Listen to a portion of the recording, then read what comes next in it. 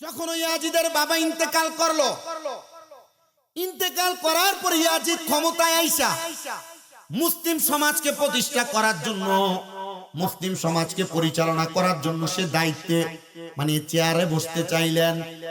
কিন্তু ওই সময় ইয়াজিদের চাইতে আরো তিনজন ব্যক্তি ছিলেন সবচাইতে বেশি ক্ষমতাধর, সবচাইতে বেশি ক্ষমতার যোগ্য ব্যক্তি। এর মধ্যে ছিলেন হযরতে আব্দুল্লাহ ইবনে উমর রাদিয়াল্লাহু তাআলা আনহু, ছিলেন হযরতে আব্দুল্লাহ ইবনে জুবাইর রাদিয়াল্লাহু তাআলা আনহু। তাদের দুইজনের চাইতে শ্রেষ্ঠ ছিলেন হযরত ইমাম আলী মাকাম ইমাম হাসান রাদিয়াল্লাহু তাআলা আনহু। কিন্তু ইয়াজিদ বলে না, ক্ষমতা ইমাম হাসানকেও দেওয়া যাবে না, ক্ষমতা আব্দুল্লাহ ইবনে জুবাইরকেও দেওয়া যাবে না, ক্ষমতা আব্দুল্লাহ ইবনে উমরকেও দেওয়া যাবে না, ক্ষমতায় আমি বসবো। এই কথা বলে ইয়াজিদ নিজেই চেয়ারের মধ্যে বসলেন আর একাদারসে এক সাইড থেকে কুফা নগরী সহ পুরা এলাকা কন্ট্রোল করা শুরু করে দিলেন। 10,000 সৈন্য পাঠাইলেন নবী পরিবার হযরত ইমামে আলী মাকাম ইমাম হাসান রাদিয়াল্লাহু তাআলা আনহুর কাছে।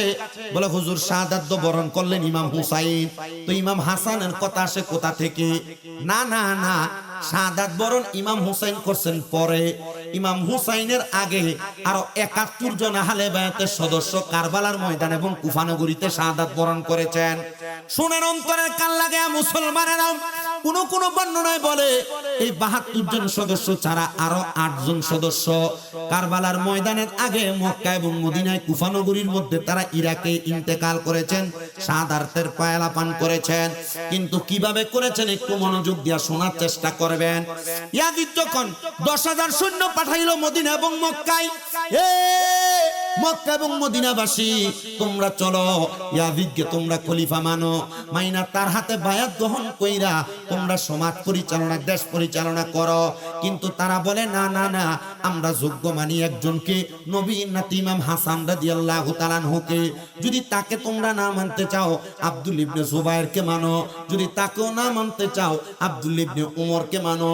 ইয়াজিদ এক তরফা হয়ে বলে না না না, আমি একা পরিচালনা করব, তারা মানলেও আমি করব, না মানলেও করব। কেউ যদি আমি ইয়াজিদের দলে আসে তাহলে ভালো, আর যদি না আসে তার গর্দান আলাদা করে দাও, তাকে উটের পেছনে তার গলাটা বাইন্দা তারে আরবের মরুভূমিতে চেঁচাও। কিন্তু না, নবীর নাতি ইমাম হুসাইন রাদিয়াল্লাহু তাআলা আনহুকে যারা মানে তারা মক্কা এবং মদিনা এলাকার মধ্যে খেলাফতের রাজনীতি, নবীর নাতিকে নেতা বানায়া তারা রাজনীতি করতে লাগলেন। আর ইয়াজিদ কুফা নগরীর মধ্যে মানুষের উপর জুলুম করতে লাগলেন। ইয়াজিদের দুইটা নেশা ছিল, একটা ছিল নেশা করা, মদ্যপান করা, 2 নাম্বার কাজ ছিল নারী লুবি, ছিল নারী লুবি। সুন্দর সুন্দর মহিলাদেরকে ধইরাই না, ঘর থেকে আইনা সে ধর্ষণ করে দিত, তাদের সঙ্গে অবৈধ মেলামেশা করে তাদের গর্ভের মধ্যে বাচ্চা দিয়ে দিত। মুসলমানের দলেরা শুনেননি, ওই ইয়াজিদ নবীর নাতিদের সাথে দুশমনি করেছে। কিন্তু তিরমিজি, মুসলিম শরীফ এবং শিফা শরীফের হাদিস একসাথে করলে, অনেকগুলো হাদিস একসাথে করলে আমার নবীজির 7টা হাদিসে মুবারক আমি কারগুজারি হিসেবে আপনাদেরকে শোনাই। 1 নাম্বার হাদিস, আমার নবীজি বলেন, কেউ যদি আমি নবীকে ভালোবাসতে চাও, মুহাব্বত করতে চাও, তাহলে তোমরা আমার আহলে বায়াতকে ভালোবাসো, আমার আহলে বায়াতকে মুহাব্বত করো। ইয়া রাসূলুল্লাহ, এদেরকে মুহাব্বত করলে কি হবে? নবী আমার বলেন, তোমরা যদি এদেরকে মুহাব্বত করো তাহলে আমি নবী তোমাদেরকে মুহাব্বত করব। নবী যাকে মুহাব্বত করবে আপনারা বলেন তার ঠিকানা জান্নাতে যাবে। এই বিশ্বাস আমাদের সবার আছে না নাই? 2 নম্বর হাদিসে মুবারাকা হযরতে আনাস ইবনে মালিক রাদিয়াল্লাহু তাআলা আনহু থেকে হাদিস বর্ণিত। তিনি বলেন, আমি একদিন আমার নবীজির দরবারে বসা, আমার নবীজির দরবারে যখন আমি বসে রইলাম, নবী আমার কান্না করতে করতে আমি আনাস ইবনে মালিককে বলতে লাগলেন, হে আনাস ইবনে মালিক, শুনো, আমি নবী তোমার কাছে একটা খবর দিয়া দেই। এই কথা বলার সাথে সাথে আমার নবীজির দরবারে 2 দরজা দিয়া 2 জন ব্যক্তি আগমন করলেন।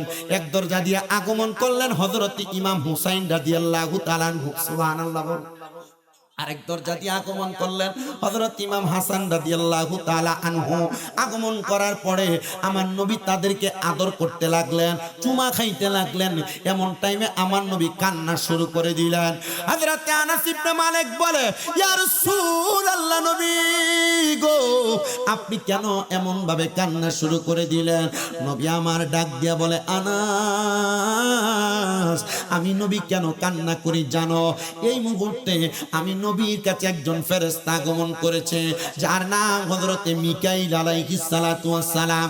উনি আয়েশা আমি নবীর কাছে খবর দিছে, ইয়া রাসূলুল্লাহ, নবী আপনি বুঝি আপনার কুলে যে দুইজন নাতি আছে এদেরকে আপনি ভালোবাসেন, হাদিস শরীফে এদেরকে সন্তান তুল্য দাবি করেছে। ও মায়ার নবী, আপনি বুঝি এদেরকে মুহাব্বত করেন? আমি নবী মিকাইল ফেরেশতাকে বললাম, হে মুহাব্বত করি। নবী গো, ও মায়ার নবী, আপনি কি জানেন গো নবী, আপনার এই দুইজন নাতিকে আপনি নবীর উম্মত দাবিদার বেঈমানেরা তাদেরকে আঘাত করবে, তাদেরকে হত্যা করবে। আমার নবী কান্না শুরু করে দিলেন।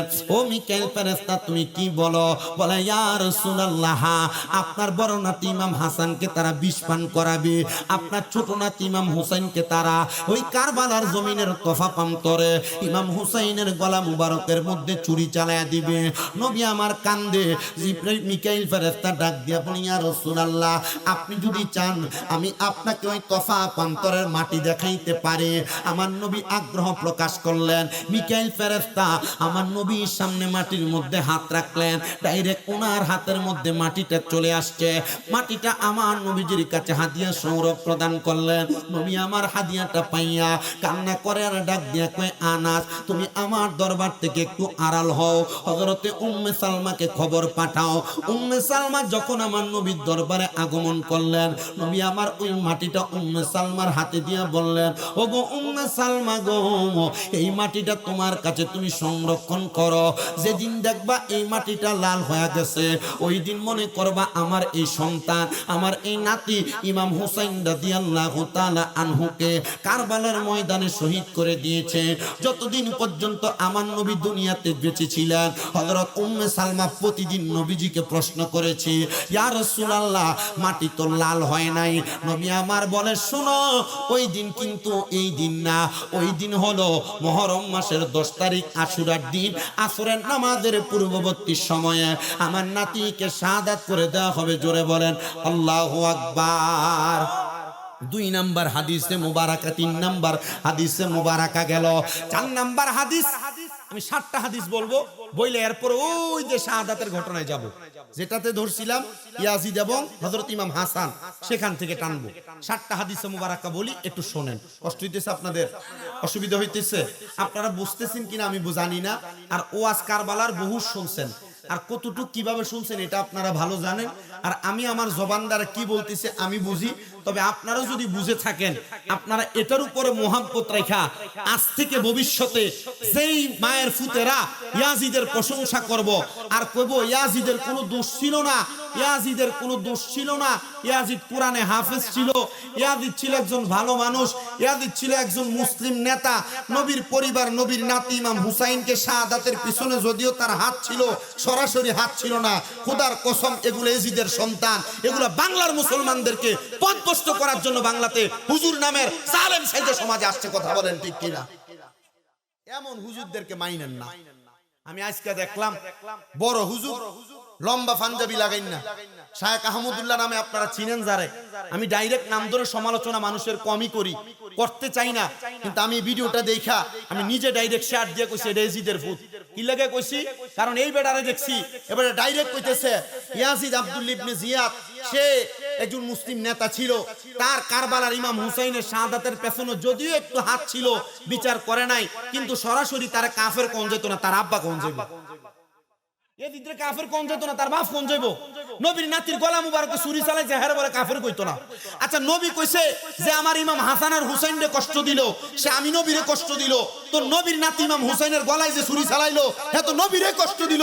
নবীরে যে কষ্ট দেয় এটা কাটটা কাফের বেঈমান, এর সাথে মুসলমানের কোনো সম্পর্ক নাই। কোন ইমাম যদি বলে তার পেছনে নামাজ পড়া জায়েজ নাই, তারা হাত তুলে বলেন ঠিক না বেঠে। আর আমরা রে ফুলাফান্ডি এমন শায়েখদের পাগল হয়ে জায়গা দেখলে এরা লাগে কি হুজুর হুজুর করে। এই শায়েকরা লাগে এমন পাগল হয় যে না এটা বড় হুজুর, এটা কারো সমালোচনা করে না, এটা জিকির করে না, এটা লাফায় না। আরে জিকির করে না, লাফায় না, তোর ঈমান চুরি করে। কি আছে আপনারা অসুবিধা হইতাছে? কালকে কব কি বক্তা দাওয়াত দিয়ে আনছো? মূর্খ না কামেল পাস করা শেষ? কি বক্তা দাওয়াত দিয়ে আনছো? অনার্স মাস্টার্স করা শেষ? আরে মূর্খ, বয়স কম, নবীর সামনে বেয়াদবি করা আমাদের কাজ না। যারা বেয়াদবি করে তাদের সাথে সম্পর্ক ছিন্ন করে বেয়াদব না বানানোর জন্য আমার যুব সমাজকে, তাই না ইসলামের পথে আনার জন্য আজকের বাটা মাথা হিলফুল ফুজুল সুন্নি যুব সংগঠন কারবালার মাহফিলের আয়োজন করেছে, যেন মুসলমান যুবকরা পথভ্রষ্ট না হয়। আমরা পথভ্রষ্ট হব না। সারাজীবন হুসাইনি মুসলমান পরিচয় দিতে রাজি আছি কারা কারা? তুই হাত তুলে আল্লাহকে দেখা দে। আজ পর্যন্ত কারোর ফুতের নাম এজিদ রাখছে না, আজ পর্যন্ত কারোর ফুতের নাম সীমার রাখছে না, আজ পর্যন্ত কারোর ফুতের নাম ইবনে জিয়াদ রাখছে না। কারণ জানে এরা নবীর নাতির লোকে দুশ্মনী করছে, এরার নামে কাউরে ডাকা যাবে না, কথা কোন না। কিন্তু হুসাইন নামের শেষে আছে না নাই? আমার নামের শেষও আছে না নাই? মুসলমানের বেশিরভাগ সন্তানদের নামের শেষে হুসাইন আছে না? কি লেগে আছে? কারণ হুসাইনকে ভালোবাসলে জান্নাতি। আল হাসান ওয়াল হুসাইন সাইয়্যিদা শাবাবি আহলিল জান্নাহ, জান্নাতের যুবকদের সরদার ইমাম হাসান আর হুসাইন রাদিয়াল্লাহু তাআলা আনহু।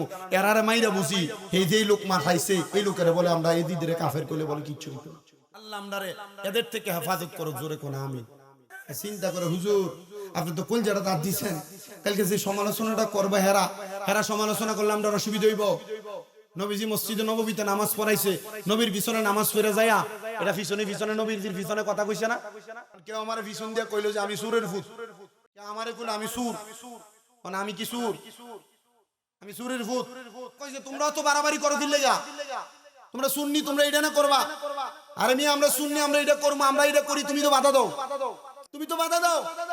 সুন্নিরা মাজারে টেহা দেয়, সুন্নিরা মাজারে সিন্নি করে, সুন্নিরা মাজারে বিরিয়ানি করে, সুন্নিরা মাজারে হাদিয়া দেয়, সুন্নিরা মাজারে সব দেয়। সুন্নিরা রেগুলার তোমরা বেদাত কো, আবার বেদাত কইয়া দেখি ডিসি রে লাগাই দিছে সুন্নিরা মাজারে টিয়ার হিসাব লই গেলেন, কথা কয় না ঠিক কি না? লাগাইছে ভালো কথা। ডিসি সাহেব যে মাজারের টাকার হিসাব চাইছে, কই এই যে 5 আগস্টের পরে বাংলাদেশ এতগুলো মাজার ভাঙলো, একটা ডিসি মাজার ভাঙার বিচার চায় না। তো যারা মাজার ভাঙার বিচার চাইবে না, এরা মাজারের টাকার হিসাবও চাইতে পারবে না। আমি যখন ডিসির বিপক্ষে কইছি আমার ওয়াজের কমেন্টসে, আমার ফেজের কমেন্টসের ভিতরে ইচ্ছা মতো আমারও দুইছে। আমি কইলাম আমারও দুইয়া লাভ নাই। এই ডিসি সরোয়ার উনি যে মাজারের টাকার হিসাব চাইছে ভালো কথা, খাদেমরা টেহা খাইয়া ফেট বড় করে, এটা সাওয়াই যায়। কিন্তু চাইছে যে এই ডিসি সাহেব কি 5 আগস্টের পরে মাজার ভাঙার বিচার চাইছিল কিনা? চাইছিল তো, চাই নাই তো মাজারের টাকার হিসাব চাইলো কেন? আবার যারা মাজারের টেহা দেন বেদাত কইছে, 3 দিনের টেহার হিসাব করার সময় হেরারে দিয়ে মাজারের টেহা গনাইছে, হেরাই মাজারের টেহা গনবার লেগে গেছে। আবার কত সুন্দর কইতেছে শাহজালাল ইয়ামিনের মাজারের টাকা দিয়া দেওবন্দি মাদ্রাসা প্রতিষ্ঠা করা হবে। আরে জেনে রাখতে হবে দেওবন্দিরা মাজার বিরোধী, যারা মাজার বিরোধী মাজারের টাকা দিয়ে এদের মাদ্রাসা প্রতিষ্ঠা করা যাবে না। আপনি গরিব রে দিয়ালান, বাংলাদেশের রাস্তা বানাইলাম, বাংলাদেশের গরিব দুঃখীরে দিয়া পুনর্বাসন করে দেন, কিন্তু এই টেহা যারা মাজার বিরোধী এদের কাছে দিয়েন না। আর হেরাও মাজার বিরোধী হওয়ার কয়েকটা কারণ আছে। আমরা মাজার সব ঠিক আছে, মাজারের ভিতরে বেরিয়ে ঢুকাইবার লাগে আমরা কে কইছে দিলেন না? অন ঠিক আয় না, মাটির বাড়ি দিলে গুনাগার সাথে আর উপরের দিকে সেপ মারলে নিজের গাত পড়ে। মাজারের ভিতরে বেরিয়ে ঢুকাইয়া সব দিয়ে মাজারের সমালোচিত বানাইছেন আপনারা, কথা বলেন না কেন? পিছন দিয়ে উরুস মুবারকের নাম দিয়ে বেড়ি দিয়ে গান বাজনা করাইয়া মাজার গুলার সমালোচিত বানাইছেন আপনারা। আপনারা কেউ শিখাইছে? কেউ বলছে? যারা এমন মাজারের উরুস মুবারকের নাম দিয়ে বেড়ি দিয়ে গান বাজনা করে, খোদার কসম এদেরকে বয়কট করা সুন্নি সমাজের দায়ী। কেন? কারণ সুন্নিদেরকে পৃথিবীর বুকে সমালোচিত বানাইছে এরা। পরিচয় দিলে বুঝছো বন্ডরা মাজারে গান বাজনা করতে হেরা কথা কয় না, কয় কি কয় না? ও ইটা কইলা আবার আমারে নিয়ে আপনারা দোষী কইলাম, আবার কইলাম যে এটা সুন্নি না মনে, এটার মনে দেখতে হলদি হলদি লাগে। ও আমি করা সুন্নি, আমি সুন্নি পরিচয় দেওয়ার জন্য আর কারোর কাছে বলা লাগবে না, আমি যে সুন্নি এটা সবাই জানে, কথা কয় না? আমি হক কথা যেটা হক কমু, লালডারে লাল কমু, কালাডারে কালা কমু, আপনি মানলো আমি কমু, না মানলো আমি কমু, বলার দরকার আছে। কারণ মাজারের ভিতরে উরুস মুবারকের নাম দিয়া বেড়ি দিয়ে যারা গান বাজনা করে, উরুসকে কুলুষিত করে, আল্লাহর ওলির বদনাম যারা করে, এরা জাহান্নামী, এরা জাহান্নামী, এদের সাথে আমাদের সম্পর্ক নাই। আমরা মাজার জিয়ারত করব, কোরআন তেলাওয়াত করব, সূরা ফাতিহা পড়ব, জিকির আজকার করব, কিন্তু মাজারে বেড়ি দিয়ে গান করব, এটা মানলে এটা বুঝলে বাটা মাতার মাহফিল সফল। কি কন? কি বিরে ভাই মাতে না চিন্তা করতেছে, হুজুর আপনি কোন লাইনে ওয়াজটা করতেছেন আমি বলতাছি না, হ্যাঁ আরও কইতেছেন আমরাও কইতেছেন, কোনটা কোন দিকে? আমার ঘরের ফুট খারাপ, আমি বাইরের ফুতের শাসন করতাম, আমার ফুতে খায় বাবা, বাবা খুর থাকলে তো জিততে দেবো এলাকার বাবা খুর, ফ্যানটা খুর, ফ্যানটা খুর, টিরা হাল হয়ে যাগা, হ্যাঁ চিনই জানা, হ্যাঁ বাপের চাচাটা হ্যাঁ, চাচারে বাপ দে হ্যাঁ, আদিল কথা কস না, হ্যাঁ এতদিন লাগাইছে না গেঞ্জিটা, কালকে তো 2টা গোল দিছে, এর লাগে 3টা নিয়ে দিছে, এর লাগে লাগাইছে মাতস নাই যে কদ্দুর আমারে, আমি আজকে আমার সবাই আমার ড্রাইভারে কইতাছি হুজুর এতদিন একটা ব্রাজিলের গাও গেঞ্জি টেঞ্জি দেখছি না, আজকে গতকালকে যখন 3টা গোল দিছে এটি মোটামুটি গেঞ্জি টেঞ্জি গায়ে দিয়ে পারিস। আমি কইলাম যে আরে তুই মনে আর্জেন্টিনা রে, চিন্তা করলাম যে চিন্তা করে লাভ নেই বাবা, তোমরা এই খেলা টেলা বাদ দাও, কারণ আমি মোটামুটি বহুত গুলা দেখছি, এক বেড়া 40,000 টাকা ওর নামে কিস্তি তুলে ব্যাঙ্গারি কালার বানাইছে আর্জেন্টিনা, আরে বুড়া বেড়া দাড়ি অত লম্বা, হ্যাঁ এর দাড়ি কালার বানাইছে আর্জেন্টিনা, আরেক বেটারে দেখলাম যে 500 হাতের পতাকা বানাইছে আর্জেন্টিনার, পরে হিসাব খবর লয়ে আমি কইছি যে 500 হাতের পতাকা বানাইছে আর্জেন্টিনার, খবর লয়ে হ্যাঁ আগের ঈদে আর মারে কাপড় কিনে দিছে না, আরেক বেটা 40,000 টাকা লোন লয়ে আর হুন্ডার কালার বানাইছে আর্জেন্টিনা, তোরা ব্রাজিলের 7 আপ কই হারা সেতা হেরো আবার লড়ছ, ইতালিয়া ভাড়াভাড়ি করে আমরা মুসলমান শেষ। ফজরের নামাজ পড়তে কোনোদিন ওঠে না, 7টার দিকে খেলা সামনে লেগে ঘুমান এলান দিয়ারা না। আরে কথা বলেন, আমাদের কুমিল্লা কান্দিরপাড় টাউন হল মাঠে মোটামুটি একটা খেলার পরিবেশ, কিন্তু দুইজনটা দেখলাম ফেসবুকে স্ট্যাটাস দিতে যে মসজিদে নামাজ চলতেছে, এই নামাজের টাইমে ফলাফাইনের চিৎকার আল্লাহ শোনা যায়, যুবকেরা মসজিদে আসতে চায় না কিন্তু খেলা চাইতে ঠিকই আসতেছে। কিন্তু আমার কথা হলো যুবক ভাইয়েরা, আপনারা যে এগুলা করে পথভ্রষ্ট হয়ে যাচ্ছেন, আপনি নিজেও বুঝতেছেন না, ইহুদি নাসারারে আপনি অনুসরণ করে আপনার ইমান কোন দিকে যাচ্ছে এটা আপনি একটু জাস্টিফাই করেন, আপনারে বাধা দেওয়ার মতো ক্ষমতা আমার নাই। তা আমি যেই কথা বলতেছিলাম, সমাজের মধ্যে বাবা খুরা আসেনি, এর ব্যাপারে সাক্ষী দিল আজকে আমাদের কুমিল্লা কাঁটাবিলে এই মাদক বিরোধী আন্দোলন করার কারণে ক্লাস 6 এর একটা ফোলারে গুলি করে মারছে, আপনারা ক্লাস 6 এর একটা বাচ্চারে গতকালকে রাত্রবেলা এলাকায় পাল্টা দেওয়া হয়েছে 12:30টার পরে, পুলিশ এসে নিয়ন্ত্রণ করছে। আমার কথা হইলো যে মাদকের কারণে সমাজে বিশৃঙ্খলা সৃষ্টি হয়, এই মাদক সমাজ থেকে দূরীভূত হোক, আমরা চাই কি চাই না? আমরা আজকের মাহফিল থেকে বাংলাদেশের বর্তমান প্রধানমন্ত্রী তারেক রহমানের কাছে, বাংলাদেশের প্রশাসনের দায়িত্বে যারা আছেন তাদের কাছে আমরা আবেদন করব, এই ব্রাহ্মণবাড়িয়ার আখাউড়া থানার ভাটামাথা গ্রাম থেকে আপনার কাছে আমরা আবেদন জানাচ্ছি, প্রশাসনের কাছে আবেদন জানাচ্ছি, সমাজে কারা ইয়াবা ট্যাবলেটের ব্যবসা করে, ফ্যান্টা ট্যাবলেটের ব্যবসা করে, গাঞ্জার ব্যবসা করে, এগুলার খবর আপনারা সিভিলে নিলে পাইবেন। আপনারা খবরগুলা নিয়ে সমাজটাকে ঠিক করার জন্য আপনারা একটু সমাজে একটা দুর্নীতি দমন কমিশন যেভাবে খুলছেন, মাদক দমন কমিশন কইলা আপনাদেরকে অসুবিধা হইব। 1 ঘন্টা 5 মিনিট হইছে আমি মাইক ধরছি, অসুবিধা নাই, আমার ওয়াজের ধারাবাহিকতা রক্ষা করছে। একটু মুহাম্মদে দরুদ শরীফ পড়েন, আল্লাহুম্মা ওয়া আলা আলি সাইয়্যিদিনা। আমার মুসলমান ইমানদাররা একটু মনোযোগ লাগিয়ে বয়ানটা শ্রবণ করার চেষ্টা করেন। আমি ধারাবাহিকভাবে বয়ানটা করতেছি, একটু শুনেন। আমি আপনাদের কাছে 7টা হাদিস বলবো, এর মধ্যে 3টা হাদিস আমি শেষ করেছি, 4 নাম্বার হাদিস এবার আপনাদেরকে বলছি, একটু শুনেন। আমার নবীজি রাহমাতুল লিল আলামিন নবী মদিনাতুল মুনাওয়ারা মসজিদে নববীর একবারে পশ্চিম থেকে, মসজিদে নববীর ডান দিক থেকে 310 নাম্বার গেট বরাবর একটা রাস্তা চলে গেছে, যে রাস্তাটা গিয়েছে মসজিদে কোবার দিকে, যে কোবা মসজিদের ভিতরে 2 রাকাত নামাজ আদায় করলে একটা উমরা হজের সওয়াব পাওয়া যায়। আমার নবী রাহমাতুল লিল আলামিন নবীজি একদিন শীতের সকালবেলা কালো রঙের একটা পশমি চাদর লাগায়া নবী আমার শীতের সকালবেলা মসজিদে নববী থেকে সোমবারে মসজিদে কুবার দিকে রওনা করলেন। নবীজি প্রত্যেক সোমবারে কুবা মসজিদের মধ্যে যাইতেন। যখন আমার নবী কুবা মসজিদে যায়, কুবা মসজিদ এবং মদিনা শরীফের মাঝখানে হাতের ডান দিকে একটা মাটির ঘর আছে, যেইটাকে বর্তমান সৌদি সরকার তার দ্বারা বেষ্টন করে রাখছেন, তার কাটা দ্বারা। কেন জানো? ওই ঘরটা দুনিয়ার কোন সাধারণ মহিলার ঘর না। ওই ঘরটা হলো আল ফাতেমাতু সাইয়্যিদাতুন নিসাই আহলিল জান্নাহ, জান্নাতের মহিলাদের সরদারিনী মা ফাতেমার ঘর মুবারক। পাশে আদালতে আলী রাদিয়াল্লাহু তাআলা আনহু, মাওলা আলী যেখানে বিচার করতেন সে আদালতে আলী। আমার নবীজি রাহমাতুল লিল আলামিন নবীজি তো জানেন নবীর নাতিদেরকে ভালোবাসেন, কারণ নবীর নাতিদের রক্ত মুবারকের বিনিময়, নবীর নাতিদের রক্ত মুবারকের বিনিময় নবীজির লক্ষ লক্ষ কোটি কোটি গুনাহগার উম্মতকে আমার আল্লাহ মাফ করে দিবেন। আমার নবী রাহমাতুল লিল আলামিন নবী মদিনার তাজদার হুজুর নূর মুহাম্মদ মুস্তাফা সাল্লাল্লাহু আলাইহি ওয়াসাল্লাম দয়াল নবী বলেন, আমি এবার খাতুনে জান্নাত ফাতেমাতুজ জোহরার ঘর মুবারকের সামনে গেলাম। আমি চাদর মুবারক গায়ে পেঁচায়া ঘরের সামনে যে সালাম প্রদান করলাম, আসসালামু আলাইকুম ওয়া রাহমাতুল্লাহ। আমি সালাম দিতে দেরি রে ঘরের দরজা মাওলা আলী খুলতে দেরি করেন নাই, সুবহানাল্লাহ বলেন। যখন ঘরের দরজা খুলে দিলেন, খাতুনে জান্নাত ফাতেমা আগমন করলেন। হযরতে ইমাম হাসান আর হুসাইনকে দেখলাম তাদের ঘরের পাশে মিলাবুন খেলাধুলা করতেছে। আমি দয়াল নবী ঘরে প্রবেশ করলাম। আমি প্রবেশ কইরা তাদেরকে দেখলাম আর আমার মনে একটু চিন্তার ফিকির হয়ে গেল। আমি নবী চিন্তার ফিকির করে আমার গায়ে যে কালো চাদরটা ছিল, এই কি চাদর ছিল? আরো জোরে কয় না, রেসবিডি তো জোরে কইতারে, তোমরা কালার দলিল পাইছো, জোরে কও না। কি কা চাদর? কথা কও না, কি চাদর? কালা চাদর। নবী আমার বলে কালো রঙের পশমি চাদরটারে আমি এইভাবে মেলে ধরলাম। আমি নবী মাঝখানে রইলাম। আমি মাওলা আলীরে ডাক দিলাম, হযরত ইমাম হাসানকে ডাক দিলাম, মা ফাতেমারে ডাক দিলাম, হযরত ইমাম হুসাইনকে ডাক দিলাম।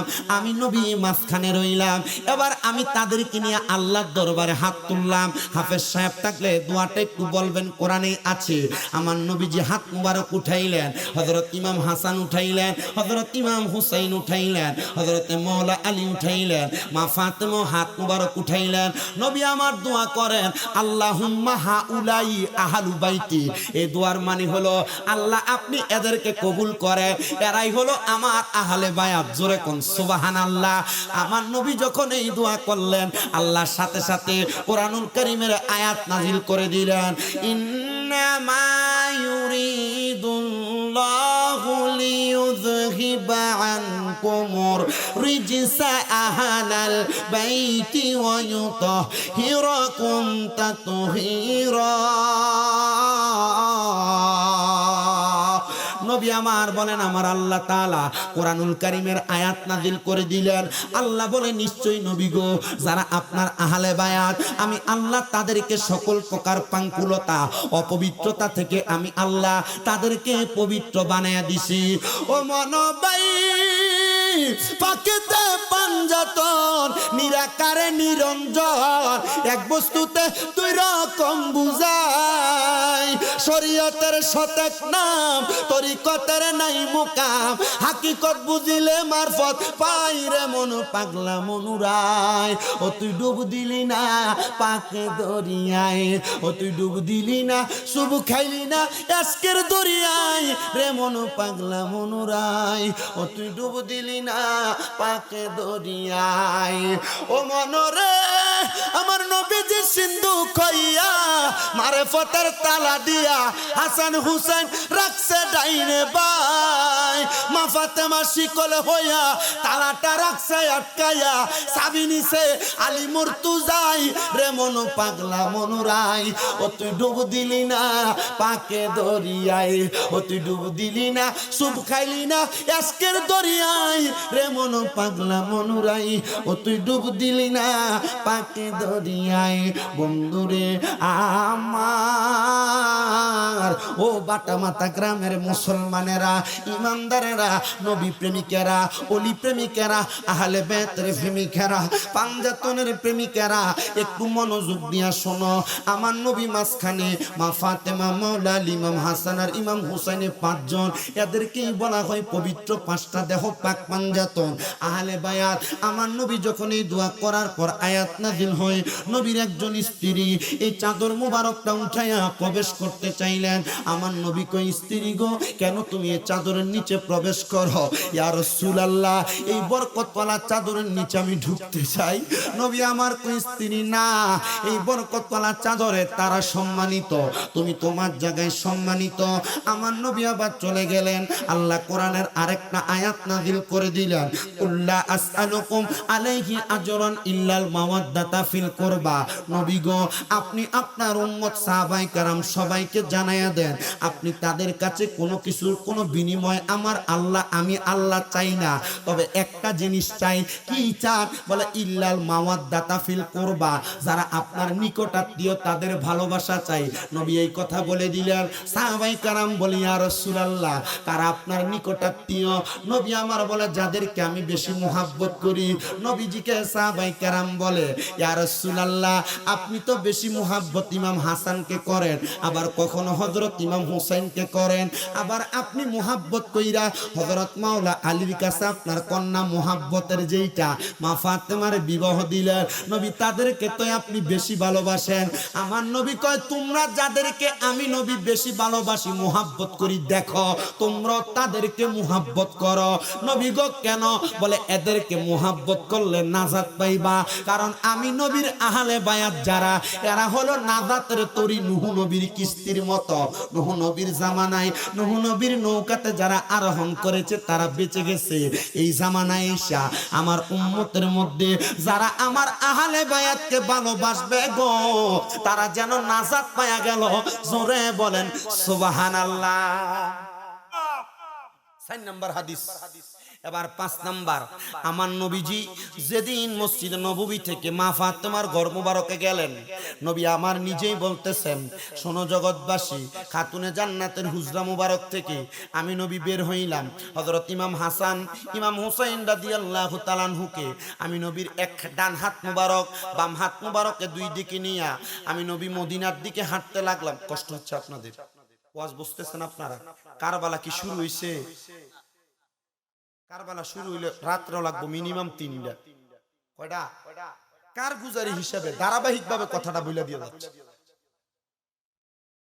নবী রাহমাতুল লিল আলামিন নবী ইমাম হাসান আর হুসাইন রাদিয়াল্লাহু তাআলা আনহুকে নবীজি দুই হাত মুবারকের মধ্যে ধইরা কুবা মসজিদের পাশে বীরে গাছ এবং কুবা মসজিদের মাঝখানে হেজাজ অঞ্চল নবীর নানির বাড়ির কাছে নবীজি মা ফাতেমার ঘর মুবারক থেকে হাসান হুসাইনকে নিয়ে হাঁটা শুরু করলেন নবী রাহমাতুল লিল আলামিন নবী দেখতে পাইলেন আর বুঝতে পারলেন অনুভব করলেন ইমাম হাসান উফ শব্দ করে নবীও উফ শব্দ করে ইমাম হুসাইন উফ শব্দ করে আমার নবীও উফ শব্দ করে নবীজি এই কষ্ট দেখে সাথে সাথে ইমাম হাসান আর হুসাইনকে দুই কাঁধ মুবারক উঠাইলেন আর বললেন ও ইমাম হাসান আর হুসাইন তোমাদেরকে কেন আমার কাঁধ মুবারক উঠাইছি জানো কেন ইয়া রাসূলুল্লাহ উঠানোর কারণ হলো আরবের মরুভূমির পাথরগুলা আমি নবীর কদম মুবারকের নিচে রাখলে নরম হয়ে যায় তুলার মতো কিন্তু তোমাদের জন্য হয় না তোমাদের কষ্ট অনুভব হয় আমি রাহমাতুল লিল আলামিন তোমরা রহমতের কায়া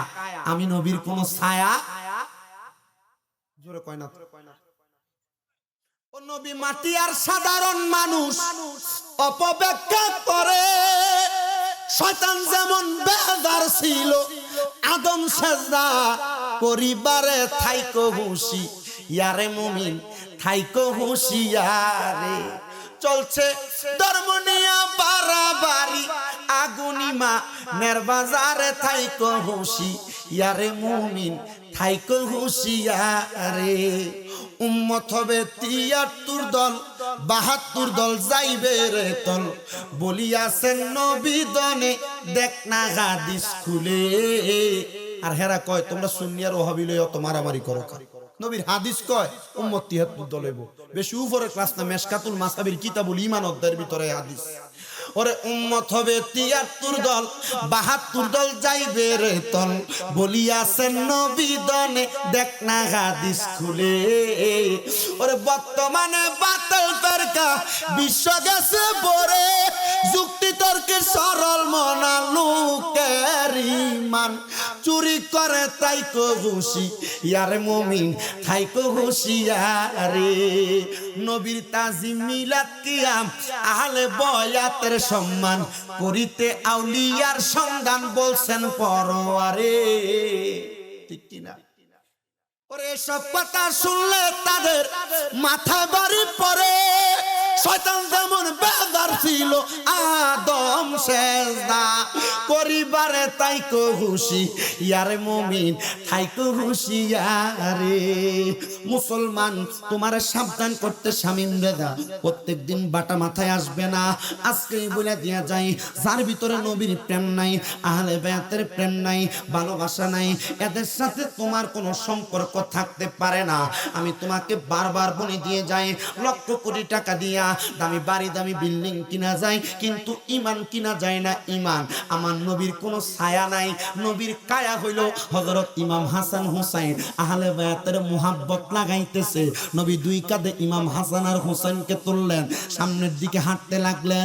এমন টাইমে হেজাজ অঞ্চলের বনু কোরাইজার একজন পথিক ডাক দিয়া কয়, হাসান হুসাইনের ভাগ্য বড় ভালো, হাসান হুসাইনের ভাগ্য বড় ভালো, কারণ তারা দামি একটা সাওয়ারির উপরে উঠছে, সাওয়ারের উপরে উঠছে। আমার নবীজি নবীদের গার মুবারক ফিরায়া ডাক দিয়া কই, ও হেজাজেল কোরাইশের মানুষ, হাসান হুসাইন যে সাওয়ারের উপরে উঠছে, শুধু সাওয়ার দামি না, সাওয়ারের উপর যে দুইজন সাওয়ারি ইমাম হাসান আর হুসাইন, সাওয়ার যেমন দামি সাওয়ারি দুইজন তেমন দামি। নবী বুঝাইলেন, শুধু আমি নবী দামি না, আমার সাথে আমার নাতি ইমাম হাসান এবং হুসাইন ঠিক তেমন দামি। ইয়া রাসূলুল্লাহ, বুঝতে পারলাম। নবী আমার চলে গেলেন মসজিদে নববীতে। বর্তমান বাবু সালামের পাশে বাবে আবু বকর যেই দরজা আছে, আমার নবী সে জায়গায় বসলেন। বসা অবস্থায় ইমাম হাসানকে নবীর ডান ওর মুবারকে বসাইলেন, ইমাম হুসাইনকে বাম ওর মুবারকে বসাইলেন। খাতুনে জান্নাত ওই দিক দিয়া ইমাম হাসান হুসাইনকে না দেখা উনি খোঁজ করতে লাগলেন, কারণ খাতুনে জান্নাত জানে ইমাম হাসান হুসাইন নবীর নাতি, জান্নাতের যুবকদের সরদার। এদেরকে না দেখলে খাতুনে জান্নাতের ভালো লাগতেছে না, আরাম লাগতেছে না। ইমাম হযরত হাসান আর হুসাইন নবীজির উরু মুবারক রান মুবারকের উপরে বসা, খাতুনে জান্নাত খুঁজতে খুঁজতে মসজিদে নববীর বাবু সালামের পাশে বাবে আবু বকরের সামনে আসলেন। আয়েশা দেখতেছে আমার নবীজি ইমাম হাসান রাদিয়াল্লাহু তাআলা আনহুর ঠোঁট মুবারকের মধ্যে চুমা খাইতেছে, আর ইমাম হুসাইন রাদিয়াল্লাহু তাআলা আনহুর গলা মুবারকের মধ্যে চুমা খাইতেছে। খাতুনে জান্নাত কান্না করে দিলেন, আরে ডাক দিয়া কয়, আব্বাজান, ওগো মুহাম্মাদুর রাসূলুল্লাহ সাল্লাল্লাহু আলাইহি ওয়াসাল্লাম, আব্বা গো, আপনি আজকে এমন ভাবে কেন তাদেরকে আদর করতেছেন? অন্যদিন আপনি কপালে চুমা দেন, গালে চুমা দেন, বুকে চুমা দেন, ইমাম হাসানের কেন ঠোঁট মোবারকে চুমা দিলেন? ইমাম হাসানের কাছে কয় হাজার সৈন্য ভাড়াইছিল? প্রথম 1 ঘন্টা আগে 10,000 সৈন্য। আমার নবীজি গায়েবের খবর দেনেওয়ালা, নবীজি কিচ্ছু জানে না, ইনলিটারেট। এটি কয়নি বলে না মনে হয়? আমার নবী রাহমাতুল লিল আলামিন, নবী গায়েবের খবর দেনেওয়ালা। আমার কথা না, আল্লাহর কোরআন সূরা জিনের শেষ 2 আয়াত, আলিমুল গায়বি ফালা ইউযহিরু আলা গায়বিহি। আমার আল্লাহ কয়, আমি আমার গায়েবের খবর কাউকে দেই না, কিন্তু আমার আল্লাহ কয় ইল্লা মানিন তাদবির রাসূল, তবে আমার রাসূল ছাড়া। সভাপতি কি আজকের মাহফিলে? ইমাম সভাপতি কো হুজুর নিচে আছে। আচ্ছা আচ্ছা, ধরেন আমার পাশে উনি বসা আছে, সহসভাপতি আমার পাশে, সহসভাপতি আমার হাতে 20 টাকা দামের ফ্রেশ পানির বোতল। আমি বললাম, এ পানির বোতল কেউ খাইতে পারবে না, তবে সহসভাপতি ছাড়া। এই পানি কেউ খাইতে পারবে না কে সারা। তার মানে সভাপতি সহসভাপতি খাইতে পারবো? কথা কয় না। আমার আল্লাহ কয় আলিমুল গায়বি ফালা ইউযহিরু আলা গায়বিহি, আমার আল্লাহ তাআলা গায়েবের খবর কাউরে দেয় না। আল্লাহ কয় ইল্লা মানির তাদমির রাসূল, তবে আমার রাসূল ছাড়া গায়েবের খবর কেউরে দেয় না, তবে রাসূল ছাড়া। তার মানে পানি কেউ খাইতে পারবে না সহসভাপতি ছাড়া, গায়েবের খবর কেউরে দেয় না নবী ছাড়া। তার মানে নবীরে দেয় আর কেউরে দেয় না।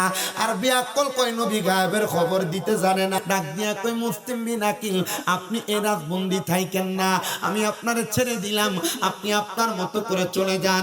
ইমাম হুসাইনের পথে বাধা হইয়া কারবালায় আসতে তিনাকে নিষেধ করেন, উপায় যেন তিনি না আসতে পারে। মুসলিম বিন আকিল বের হইছে, ইবনে জিয়াদের কাছে খবর হয়ে গেছে। ইবনে জিয়াদ কই মুসলিম বিন আকিল রে যার ঘরে জায়গা দিবা তার গর্দান খাবো, তার গর্দান রাখবো না। মুসলিম বিন আকিল সব দরজায় যায়, কোন দরজায় মুসলিম বিন আকিল রে জায়গা দেয় না। দরজায় যাইতে যাইতে মুসলিম বিন আকিল পিপাসার্থ ইয়াজিদের বাড়িতে কাজ করত। একটা মহিলা যার নাম ছিল হযরতে হানি, ওই মহিলাও ছিল আহলে বায়াতের প্রেমিক, যদিও ইয়াজিদের বাড়িতে কাজ করত। মহিলার ঘরের দরজার সামনে যাইয়া মুসলিম বিন আকিল ডাক দিয়া কয় পানি আসুনি কেউ আহলে বায়াতকে সহযোগিতা করবা। হানি নামক ওই মহিলাটা বলে, যখন বলছে আহলে বায়াতের সহযোগিতা দরকার, আমি হানিয়ার ঘরে থাকতে পারলাম না, আমি ঘরের দরজা খুইলা মুসলিম বিন আকিলকে পানি দিলাম। পানি দেওয়ার পর তার দুই সন্তানের দিকে তাকাইলাম, আমি হানির একটু মায়া লাগছে, আমি মুসলিম বিন আকিল এবং আহলে বায়াতের ছোট দুই সদস্যকে আমার ঘরে জায়গা দিলাম। পুরা কুফা নগরীতে এলান হয়ে গেছে মুসলিম বিন আকিলকে কোথাও খুঁজে পাওয়া যায় না। গোপনে গোপনে মানুষকে বায়াত করায়, আহলে বায়াতের ভক্ত বানায়, ফানজাতনের ভক্ত বানায়। মুসলিম বিন আকিলকে কোথাও পাওয়া যায় না। এবার ইয়াজিদ একটা গুপ্তচর লাগাইছে, পাঞ্জাবি দাড়ি টুপি পাগড়ি লাগায়া হাতে তসবিহ নিয়া হানির বাড়ির পাশে এক মসজিদে সুবহানাল্লাহর ধ্বনি দেয় একটানা 7 দিন। মানুষ এসে জিগে আপনি কে গো, 7 দিন একটানা মসজিদে আছেন।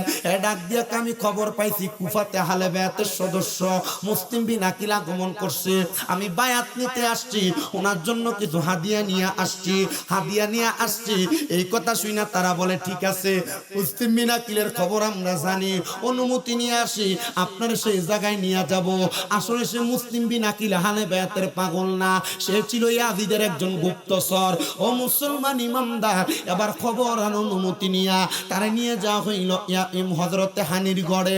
মুসলিম বিন আকিল রে সে 500 দিরহাম হাদিয়া দিয়া চলে গেলেন, ইয়াজিদের খবর দিলেন। ইয়াজিদের খবর দেওয়ার পরে ইয়াজিদ 10টা ঘোড়া দিয়া 20 জন লোক পাঠাইয়া মুসলিম বিন আকিল রে নেওয়ার জন্য হানির ঘরের মধ্যে খবর পাঠাইলেন। হানির ঘরের মধ্যে খবর পাঠানোর পরে এবার হানির ঘরের মধ্যে যায় যখন তারা ঢুকলো, ইমাম মুসলিম বিন আকিল বুঝতে পারলেন ওই ব্যক্তি আহলে বায়াতের প্রেমিক ছিল না, সে ছিল আহলে বায়াতের দুশমন, ইয়াজিদের গুপ্তচর। মুসলিম বিন আকিল কয় তোমরা কারা গো? বলে ইয়াজিদ বলছে তোমার সাথে শুরা করবে, তুমি চলো ইয়াজিদের কাছে চলো। মুসলিম বিন আকিল কয় না, বলে আমরা ওয়াদা দিলাম, চলো তুমি চলো। মুসলিম বিন আকিলের ডাক দিয়া নিয়া ঘোড়ার পিঠে চড়াইয়া হাতের মধ্য থেকে তরবারি গুলা নিছে। মুসলিম বিন আকিল কয় আমার বুঝতে দেরি হয় নাই, তারা যখন আমার তরবারি ছিনিয়া নিছে তারা আমার সাথে বেঈমানি করবে। আমি আবার তাদের সাথে সামনে যাওয়ার আগে তারা আমার সাথে যুদ্ধ করা শুরু করে দিল। আমি মুসলিম বিন আকিলরে আঘাত করা শুরু করলো। শামে কারবালা সাওয়ারিকুল মুহরিকাল বিদায়া ওয়ান নিহায়া ইসলামিক ফাউন্ডেশন কর্তৃক ছাপানো 16 খণ্ডের কিতাবের 7ম খণ্ডে আমি তাকে দেখলাম কারবালার ইতিহাস পড়তে যায়া, বিষাদ সিন্ধু পড়তে যায়া মুসলিম বিন আকিলের গর্দান আলাদা কইরা ওই কুফা নগরীর বড় রাজপ্রাসাদের ছাদের উপরে উঠায়া ডাক দিয়া কয় ও কুফাবাসীরা, আমি আব্দুল ইবনে জিয়াদ বলতেছি, আমি ইয়াজিদ বলতেছি, কেউ যদি আহলে বায়াতের ভক্ত হও, কেউ যদি আহলে বায়াতের প্রেমিক হও, মুসলিম বিন আকিলের গর্দান যেমনে কাটা হইছে তোমাদের গর্দান তেমনে কাটা হবে। জোরে বলেন নাউজুবিল্লাহ। বন্ধুরে, মুসলিম বিন আকিলের গর্দান যখন কাটছে, ছোট ছোট 2টা বাচ্চারে নিয়ে তারা জেলখানায় ঢুকাইছে। জেলখানার প্রহরীটা কি ইয়াজিদের ভক্ত না আহলে বায়াতের? আমার প্রিয় মুসলমানেরা, মুসলিম বিন আকিলের ছোট ছোট 2টা বাচ্চারে নিয়ে আটকাইছে জেলখানায়। জেলখানার যিনি প্রহরী তিনি আহলে বায়াতের প্রেমিক। রাত্রবেলা ছোট 2টা বাচ্চারে বাহির কইরা নুরানি চেহারা ডাক দিয়া কয় এ আহলে বায়াতের সদস্যরা, এ নাও আমার একটা আংটি তোমাদেরকে দিলাম। আজকে রাত্রে কুফা থেকে মদিনায় একটা টিম যাবে, যারা এই টিমটার সাথে তোমরা সাথী হয়ে আর ইমাম হুসাইনরে বলবা যেন কুফায় না আসে আর বেঈমানি করবে। ছোট ছোট দুইটা বাচ্চা রওনা করে চলে গেছেন, কিন্তু সারা রাত্র ঘুরে বাটামাথা এলাকা থেকে বের হতে পারে না, মানে মরুভূমি থেকে বের হতে পারে না। সকাল হয়ে গেছে, না জানিয়ে দিদের দলেরা ধইরা নিয়ে যায় একটা ছোট কূপের কাছে দেয়। ছোট দুইটা ফুল জান্নাতি সুন্দর করে বসে রইলেন। এমন টাইমে হারেসা নামক এক মহিলার একজন বান্দি ছিল, দাসী ছিল, যে পানির জন্য কূপের কিনারায় আসছে। পানি তোলার সময় দেখে সুন্দর ফুটফুটে দুইটা বাচ্চা দেখা যায়। উনি বলেন আমার বুঝতে দেরি হয় না, এগুলাই আহলে বায়াত মুসলিম বিন আকিলের ছোট দুইটা সন্তান। এদেরকে নিয়ে গেলাম আমার মালিকের কাছে। হারেসা ডাক দিয়া কই পাইলা কই? বলে আমি পানি উঠাইতে যায় তাদেরকে দেখলাম। হারেসা কই যা দাসী তোরে আমি মুক্তি করে দিলাম, শুধু আহলে বায়াতের দুইটা সদস্যকে আমার ঘরে আইনা দেওয়ার জন্য। হারেসা মহিলা ছিল আহলে বায়াতের ভক্ত, কিন্তু বেডি জামাই ছিল এজিদের অনুরক্ত। ওই মহিলা ছোট দুইটা বাচ্চারে তার আলাদা ঘরের মধ্যে খাওয়ায় আদর যত্ন করে রেখে দিলেন। আর ওই দিক দিয়ে এজিদের কাছে খবর গেছে মুসলিমিনের আকিলের দুই ছেলে জেলখানা থেকে পলাইছে। এলান করে দিছে, কেউ যদি মুসলিমিন আকিলের দুই ছোট ছেলেকে আমার কাছে আইনা দিতে পারো তাকে 100 উট উপহার দেওয়া হবে। যে মহিলার ঘরে মুসলিম বিন আকিলের দুই ছেলে মুহাম্মদ এবং ইব্রাহিম অবস্থান করে, ওই মহিলার ঘরের মধ্যে অবস্থানরত অবস্থায় মহিলার স্বামী সারা দিন পর্যন্ত খুঁজা রাত্রবেলা ঘরে আসছে, স্ত্রী খাবার দাও, খাবার গ্রহণ করব। স্ত্রী জিজ্ঞেস করে কোথায় ছিলা? বলতেছে মুসলিম বিন আকিলের দুই সন্তানকে পেয়ে দিলে 100 উঠা দিয়া পাইতাম, ওনাদেরকে খুঁজতে গেছি। মহিলা বলে আমার কোলে লাগছে, আমি ঘরের মধ্যে আমার স্বামীরে খাওয়াইয়া ঘুম নেওয়ায় রাখছি। গভীর রাত হঠাৎ করে কান্নার আওয়াজ শোনা যায়, ছোট ছোট বাচ্চা কান্দে। আমার স্বামী ঘুম থেকে উঠা পাশের ঘরের মধ্যে প্রবেশ কইরা যা দেখতেছে ছোট ছোট দুইটা বাচ্চা, যা ডাক দিয়া বলতেছে কে গো এগুলা? নুরানি চেহারা ছোট দুইটা বাচ্চা কয় আমাদেরকে মাইরো না, ইয়াজিদ আমাদের আব্বাজানকে হত্যা করেছে, আমার আব্বাজানকে শহীদ করেছে। মহিলা হারেসার স্বামী ডাক দিয়া কয় এটাই বুঝি মুসলিম বিন আকিলের দুই সন্তান?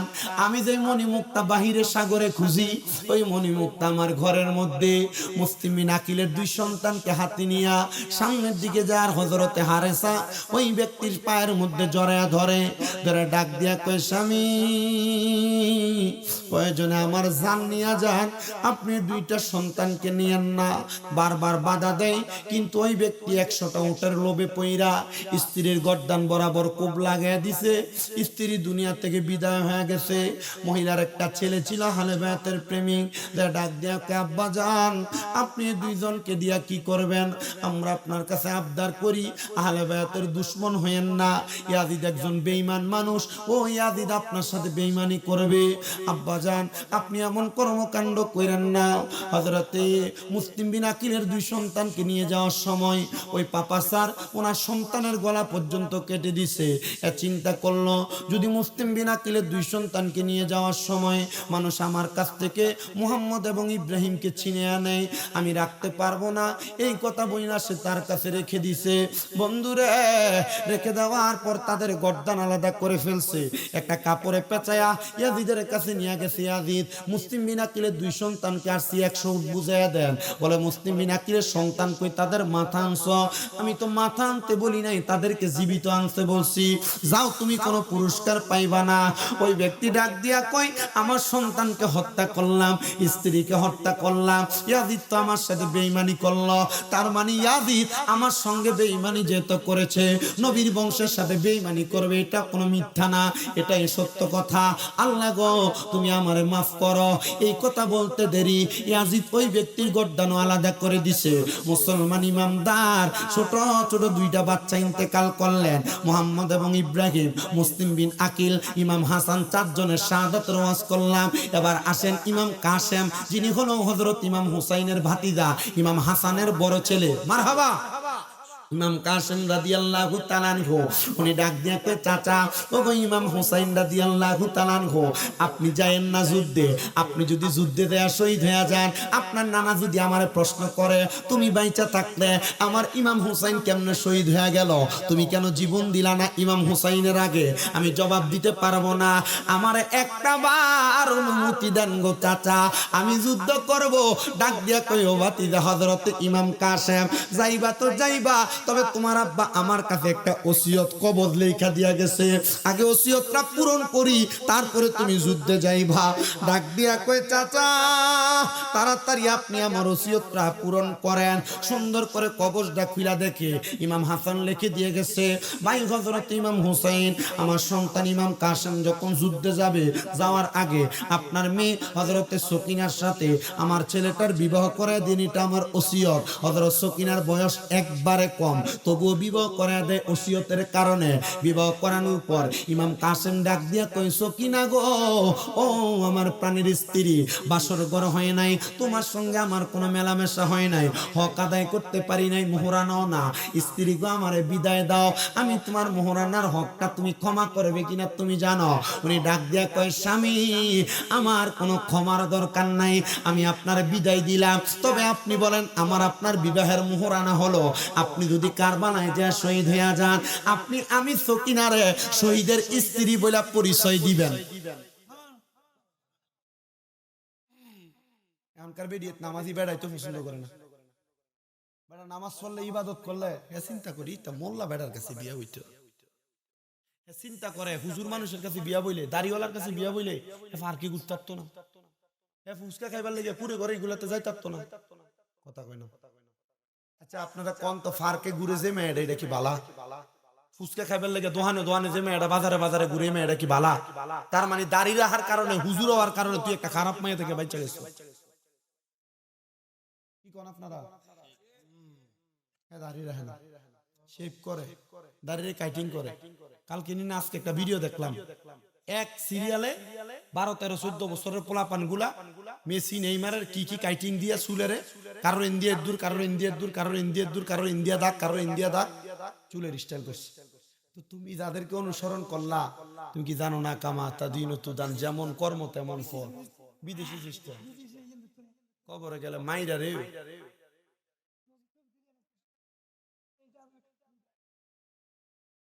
করে কিনা বলেন না, করে কিনা, এরা কি জবাব দিবে আল্লাহর কাছে, এরা ভালো জানে। আল্লাহ আমাদেরকে বোঝার তৌফিক দান করেন, পড়েন আমিন। আস্তে বলছে আরো জোরে বলেন আমিন। এ আমার মুসলমান ইমানদারেরা শুনো, হযরত ইমাম কাসেম বলে স্ত্রী তোমার আদেশ মানলাম, তোমার হুকুম মানলাম, তোমার কথা গ্রহণ করলাম, তোমার কথা কবুল করলাম। ইমাম কাসেম গেলেন যুদ্ধ করার জন্য। ইমাম কাসেমের হাতে 90 জন ইয়াজিদ জাহান্নামী হয়েছে, কিন্তু ইমাম কাসেমরে পেছন থেকে আঘাত করে, পিঠের মধ্যে তরবারি দ্বারা আঘাত করে ইমাম কাসেমকে তারা হত্যা করেছে। বন্ধুরে ইমাম কাসেমরে হত্যা করে তারা সেই জায়গার মধ্যে রেখে দিছে। রাখার পরে ইমাম কাসেমরে তারা ইমাম কাসেমের গোড়ার পিঠে এভাবে পাথাইল্লা কইরা দিয়া ইমাম কাসেমের লাশের বুক বরাবর তার একটা তিল লাগায়া ইমাম কাসেমের লাশটাকে তারা পাঠাইছে মুসলিম হযরতে ইমাম হুসাইনের তাবুর মধ্যে। আল্লাহ কাসেমের লাশ গোড়ার পিষ্টেতে চড়িয়া আপন স্বজনের কাছে পৌঁছিল আসিয়া, ওরে তারে মাইরা আন্দারে করলো মদিনার ভুবন। আল্লাহকে মারলো রে, আল্লাহকে মারলো রে, মায়ের যতনের রতন কে কাহারিয়া নিল মায়ের বুকের জাদু ধন। আল্লাহকে মারলো রে, আল্লাহ কাসেমের লাশ স্বজন যখন দেখিল, আসমানে বাইঙ্গা যেন তাদের মাথাতে পড়ল। ঘরে বাইরে লাগিল আগুন কাসেমের লাগিয়া, আল্লাহকে মারলো রে, আল্লাহকে মারলো রে, মায়ের যতনের রতন কে কারিয়া নিল মায়ের বুকের জাদু দন। আল্লাহ ওরে আল্লাহকে মান মায়ার যতনের রতন কে কাহারি নীল মায়ার বুকের জাদু বন্ধুরে ইমাম কাসিম বিদায় হয়ে গেল এবার হযরত ইমাম কাসিমের বিদায়ের পরে হযরত সাহারা বানু ডাক দিয়া কই স্বামী ইমাম হুসাইন আপনি তো কারবালায় যাবেন যুদ্ধ করার জন্য যাওয়ার আগে আপনি আমার সন্তান হযরত আলী আসগরকে একটু নিয়ে যান না তাদেরকে বলেন না তারা একটু পানি দেওয়ার জন্য ইমাম হুসাইন কই তারা পুরাত নদী বন্ধ করে রাখছে তারা আলী আসগরকে পানি দিবে না হযরত সাহারা বানু কই দুশমনী আপনার সাথে আপনি ছোট বাচ্চাটারে নিয়ে যান তাদের মনেও মায়া আছে আসলে মায়া নাই এদের মনে মায়া নাই হায়রে মুসলিম হযরত ইমাম হুসাইন ছোট সন্তান আলী আসগরকে কুলের মধ্যে লইয়া যখন গেছে রে কারবালার পুরাত নদীর পাড়ে ডাক দিয়া কই ইবনে জিয়াদ একটু পানি দিয়া আমার সন্তানের জিহ্বা ঠান্ডা করো তারা কয় পানি দিব না ইমাম হুসাইন ওনার জিহ্বাটা বের করে হযরত আলী আসগরের মুখের মধ্যে দিয়া দিছে আলী আসগর এত চোষা চুষছে একটা ফোঁটা পানি জিহ্বা থেকে ললাট বের হয় না মুসলিম মিনাকিল কয় তারা চিন্তা করলো আমাদের সাথে মাইরা যুদ্ধ করবে না পানি বন্ধ করে দিয়ে আমাদেরকে তারা ইন্তেকাল করাবে শাহাদাত করে দিবে হায়রে যেই নানার কারণে তারা পানি পাইছে ওই নানার নাতিদেরকে তারা এত কষ্ট দিতেছে দরিদ্রদেরকে তারা কষ্ট দিতেছে বললাম ওগো ইমাম হুসাইন আপনি একটা বার আমাদের কাছে বায়াত গ্রহণ করেন তাইলে তো আপনারা পানি পেয়ে যান ইমাম হুসাইন কয়ে কোনোদিন ইয়াজিদের কাছে মাথা নত করব না ইয়াজিদ একজন বদমাইশ নারী লোভী নেশাখোর মানুষ তার কাছে মস্তক অবনত করলে নানার সাথে বেঈমানি হবে এবার ইমাম হুসাইনকে তারা ডাক দিয়ে কই সামনে আসেন পানি দিব এই কথা বইলা যখন সামনে নিয়ে যায় ছোট্ট বাচ্চা 6 মাসের দুধের শিশু আলী আসগর তার বুকের মধ্যে তারা তীর মেরে দিছে ইমাম হুসাইন কান্না করতে করতে তাবুতে গেছে ডাক দিয়া কই ও সাহারা বানু এই নাও তোমার সন্তানকে দুনিয়ার পানি পান করাইতে পারি নাই তোমার সন্তানকে জান্নাতের শরাব পান করায় দিয়ে আনছি সাহারা বানু কান্দে আর ডাক দিয়া কই আল্লাহ তারা আমার সন্তানের সাথে বেঈমানি করেছে তীর মারছে আল্লাহ গো হযরত আলী আসগরের রক্তের দোহাই দিলাম তীরওয়ালা বুকের দোহাই দিলাম তুমি আমার আলী আসগর রাদিয়াল্লাহু তাআলার উসিলায় নবী বংশদের উপর রহমত দান করো আল্লাহ তো রহমত এমনি দান করে জান্নাতের বাদশা বানিয়ে দিছে হযরত ইমাম হুসাইন ডাক দিয়া কয় তারা পানি দিবে না তোমরা তাড়াতাড়ি এখান থেকে চলো আমি যুদ্ধ করি তোমরা আমাকে বাধা দিও না এমন টাইমে আসতেন হযরত আব্বাস কলমদার বংশের মধ্যে 10টা ফুংডা শয়তান থাকলে একটা ভালো থাকে আব্বাস কলমদার হলো আহলে বায়াতের সদস্যদের ভক্ত যে ফ্যামিলি আহলে বায়াতকে ভালোবাসতো কিন্তু আব্বাস কলমদার ইয়াজিদেরও ভালোবাসতো কারণটা কি আব্বাস কলমদার ছিল নম্র ভদ্র কারোর সাথে দ্বন্দ্বে ছিল না আব্বাস কলমদার গোড়াটা নিয়া একটা বড় হাতে নিয়া মশক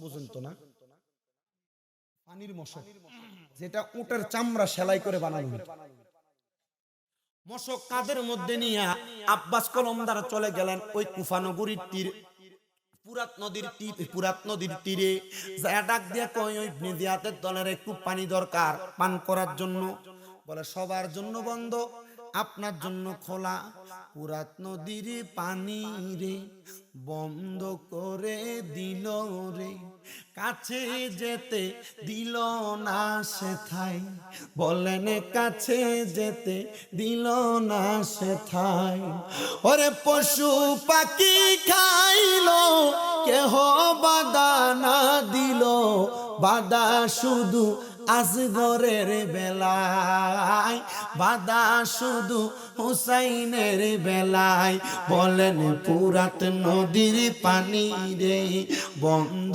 করে দিল রে কাছে যেতে দিল না সেথায় বলেন কাছে যেতে ওরে পশু পাখি খাইলো কেহ বাধা না দিল বাধা শুধু হুসাইনের বেলায়, বাধা শুধু আসগরের বেলায়।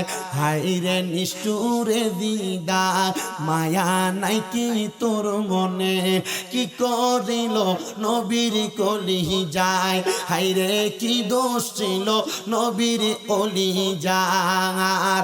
পানি তোরা না দিলি আবার পানির বদলাই তীর মারিলি, কি দোষ ছিল কি দোষ করিল, কি দোষ ছিল কি দোষ করিল, বল ফুরাত নদীর পানি রে বন্ধ করে দিল রে, কাছে যেতে দিল না সে ঠাই, বলো কাছে যেতে। আরে পশু পাখি খাইলো কেহ বাধা না দিল, বাধা শুধু আসগরের বেলায়, বলেন বাধা শুধু হুসাইনের বেলায়। ইমাম হযরতে আব্বাস কলমদার ডাক দিয়া কয়, আমি পানি পান করতে গেলাম, পানিটা যখন আমার মুখের কাছে নিলাম আমার মাথার মধ্যে চিন্তা চলে আসলো, নবীর পরিবাররা কোনো পানি পান করে নাই, এদেরকে পানি না পান করে আমি যদি পান করি মুহাম্মাদুর রাসূলুল্লাহর কাছে আমার কোনো জবাবদিহিতা দেওয়ার উত্তর নাই। আমি পানিটা মশকে বললাম। ইয়াজিদ ডাক দিয়া কয়, আব্বাস কলমদার তুমি পুরা নদীর পানি পান করো, বাধা নাই, নবী পরিবারের জন্য পানি নিতে পারবা না। আব্বাস কলমদার ডাক দিয়া কয়, নবী পরিবার পানি না খাইলে আমি পানি পান করতাম না। আব্বাস কলমদার হাতের মধ্যে মশকটা নিয়ে সামনে যায়, আব্বাস কলমদারের ডান হাতটা খুব দিয়ে আলাদা করে ফেলছে। আব্বাস কলমদারকে আমি বাম হাত দিয়ে আমার তরবারি আমার পানির মশকটা ধরলাম, আমি সামনে যাইতে লাগলাম, এরা আমার বাম হাতের মধ্যে আঘাত করছে, কোপ দিছে, আমি এবার মশকটা আমার মুখ দিয়া ধরছি, আব্বাস কলমদারের গর্দানে তারা খুব লাগিয়ে দিছে, পানি নিতে পারে নাই। এবার আব্বাস কলমদারের শাহাদাতের খবর হয়ে গেছে। এবার ইমাম ছিল আলী আসগর, মানে হযরতে আলী আকবর, ইমাম হুসাইনের মেজো শাহজাদা। আলী আকবর ডাক দিয়া কয়, আব্বা জান আপনি একটাবার অনুমতি দেন আমি যুদ্ধে যাই। আলী আকবরের অনুমতি দিল যুদ্ধে যাওয়ার জন্য। তরবারিটা নিয়ে একসাথে 91 জনকে কতল করছে। আলী আকবরের পিপাসা লাগাতে ইমাম হুসাইনের কাছে আগমন করছে। ইমাম হুসাইন কয়, আগমন করলা কেন? আব্বাকে একটা ফোঁটা পানি যদি আমার জিহ্বায় দিতে পারেন, একটা ইয়াজিদ আমার তরবারি থেকে বাঁচতে পারবে না। ইমাম হুসাইন ডাক দিয়া কয়, পানি আমি দিতে পারবো না, আমার কাছে পানি নাই। এরা পানি বন্ধ করে রাখছে, পানি বাধাগ্রস্ত করে রাখছে। যারে আলী আকবর যুদ্ধ করো গিয়া আমাকে তোমাকে দুনিয়ার পানি পান করা লাগবে না, আমার নানা মুহাম্মাদুর রাসূলুল্লাহ তোমার জন্য জান্নাতের কাউসারের পানি লইয়া দাঁড়ায়া রইছে। আর জবান খুলে বলেন সুবহানাল্লাহ। ও বন্ধুরে বন্ধুরে বন্ধুরে, এবার ইমাম আলী আকবর গেলেন, আলী আকবররে তারা কতল করে ফেলছে। আর কেউ নাই, কেউ নাই, কোনো পুরুষ মানুষ আসে, শুধু 2 জন পুরুষ মানুষ, একজন ইমাম হুসাইন, আরেকজন ওনার বড় শাহজাদা জয়নাল আবেদিন। জয়নাল আবেদিন ছিলেন জ্বরে আক্রান্ত, এত জ্বর বিছানা থেকে উঠতে পারেন না। জয়নাল আবেদিন তো যুদ্ধ করতে পারবে না। ইমাম হুসাইন তরবারিটা নিবে, কিন্তু ওই দিন ছিল 9 তারিখ মুহররমের, আজকে এই রাত্রে 10 তারিখ চলতেছে, ঠিক এই রাত্রে ইমাম হুসাইন বলেন, আমি যুদ্ধ করার জন্য প্রস্তুত, কিন্তু তারা আমার সাথে যুদ্ধ করবে না। তারা যুদ্ধ করতে আসলে আমার তীর মারলে তীর আমার ডাইনে বামে দিয়ে চলে যায়। এরা চিন্তা করলো নবীর নাতির সঙ্গে যুদ্ধ করে পারা যাবে না। নবীর নাতির পুরা দেহ মুবারকের মধ্যে নবীদের অবয়ব দেখা যায়, ওনাকে মারতে গেলে আল্লাহর গজব আমাদের উপর পড়বে। ইমাম হুসাইন বলে, আমাদের তাবুর মধ্যে 9 তারিখ দিবাগত রাত, 10 তারিখ শুরু, ঠিক এই রাতের এই সময়ে। ইমাম হুসাইন বলে, আমার মনের মধ্যে একটু সান্ত্বনা দেওয়ার জন্য, বাবাও নাই, মাও নাই, নানাও নাই, বড় ভাইও নাই, সন্তান বিদায় হয়ে গেছে 2 জন, আহলে বায়াতের 72 জন সদস্য কেউ নাই। আমি ইমাম হুসাইন এবার যুদ্ধের ময়দানে কারবালায় একা একা তাবুর মধ্যে আমার স্ত্রী হযরতে সাহারা বানুর ডান উরুর মধ্যে মাথাটা রাইখা আমি ইমাম হুসাইন কোরআন তেলাওয়াত করতে লাগলাম। ইমাম হুসাইন যখন কোরআন তেলাওয়াত করতে লাগে, কোরআন তেলাওয়াত করতে করতে উনি সাহারা বানুর ডান উরুর মধ্যে মধ্যে ঘুমায়া গেছে। হঠাৎ করে ঘুম থেকে কান্না করতে করতে লাফ দিয়ে উঠছে। সাহারা বানু ডাক দিয়া কয়, হুসাইন গো, এইভাবে কেন কান্না করে উঠলেন? ইমাম হুসাইনকে আমি কি স্বপ্ন দেখছি জানো? কি স্বপ্ন দেখছেন? আমি দেখছি আমার নানা মুহাম্মদুর রাসূলুল্লাহ, আমার মা ফাতেমা, আমার বাবা মাওলা আলী, আমার ভাই ইমাম হাসান, তারা একটা খাবারের থালা নিয়া তারা বসে আছেন জান্নাতের মধ্যে, কিন্তু খাবার খায় না। আমি জিগাইলাম, ও আমার আব্বা আম্মা, আমার ভাই, আমার নানা, আপনারা কেন এই খাবারগুলা খান না? আমার বলছে, হুসাইন গো, এই খাবারের মালিক হলো 5 জন, এখন আছি আমরা 4 জন। আগামীকালকে আসরের নামাজের পরে আরেকজন ইমাম হুসাইন তুমি আসবা, তুমি আসার পরে খাবার আমরা 5 জন একসাথে আহার করব। আমি এইটা দেখে আমার কলিজা ছিঁড়া গেছে, আমি আর ঘুমাইতে পারবো না। সাহারা বানু ক্লান্ত অনুভব করলেন, ইমাম হুসাইনের বুকের মধ্যে মাথা রেখে একটু ঘুমাইতে লাগলেন। সাহারা বানু কান্না করতে করতে লাফ দিয়ে উঠলেন। সাহারা বানু ডাক দিয়া কয়ে, স্বামী গো, আপনি একটা স্বপ্ন দেখছেন, আমি সাহারা বানু আর একটা স্বপ্ন দেখছি। সাহারা বানু গো, কি স্বপ্ন দেখছে একবার বলো না? সাহারা বানুকে আমি দেখলাম সাদা রঙের কাপড় পরা, লাল কাঁচাওয়ালা একজন মহিলা, চুলগুলো এলোমেলো, মুখ দেখা যায় না। কারবালার ময়দানে আগমন করছে, আগমন কইরা কারবালার ময়দান থেকে পাথরগুলা সরাইতেছে। আমি জিজ্ঞাসা করলাম, কে গো আপনি? উনি কই, তুমি কে আমার চিনো না? আমি হইলাম নবী নন্দিনী, আমার নাম হইল হযরতে খাতুনে জান্নাত ফাতেমা। ও মা, আপনি কেন কান্না করেন? আমার শাশুড়ি আম্মা, আপনি কেন কারবালার ময়দানের এই পাথরগুলা পরিষ্কার করেন? খাতুনে জান্নাত ডাক দিয়ে কয়, সাহারা বানু, যে হুসাইনের দেহ মুবারকের মধ্যে কোনোদিন কোনো মশা মাছি বসে নাই। হুসাইনের দেহ মুবারকের সব জায়গায় আমার আব্বাজান চুমা খাইছে। ও সাহারা বানু, আগামীকালকে এই জায়গার মধ্যে আমার হুসাইনকে শহীদ করা হবে। আমার হুসাইন এই জায়গার মধ্যে যদি পড়ে, হুসাইনের পিঠের মধ্যে যদি একটা পাথরের আঘাত লাগে, হুসাইন উফ শব্দ করলে উফ শব্দ করে কে? নবী। হুসাইন উপশব্দ করলে উপশব্দ করে আমার নবী। হুসাইন যদি উপশব্দ করে, আমার মুহাম্মদুর রাসূলুল্লাহ রওজা মুবারকে থাকবে না। এই কথা বইলা আপনার আম্মা জান কান্না করতেছে। আশেক লেখে, আরে মা ফাতেমার কান্দন সীমার শুনলো না জগতে, হে আল্লাহ শুনলো না জগতে। বললেন, মা ফাতেমার কান্দন সীমার শুনলো না জগতে, হে আল্লাহ শুনলো না জগতে। কান্দে মা ফাতেমা, কান্দে মা ফাতেমা, হুসেন হারা শোকেতে। মা ফাতেমার কান্দন সীমার শুনলো না জগতে, হে আল্লাহ শুন গতে, আল্লাহ শুনলো না জগতে। কারবালার ময়দানে নবীর বংশ শহীদ হইল, সেই দিন হইতে এজিদের দল ঈমান হারা হইল। নবীর প্রাণ হুসেনের গলায় সিমর চুরি চালাইল। মা ফাতেমার কান্দন সীমার শুনলো না জগতে, হে আল্লাহ শুনলো না জগতে।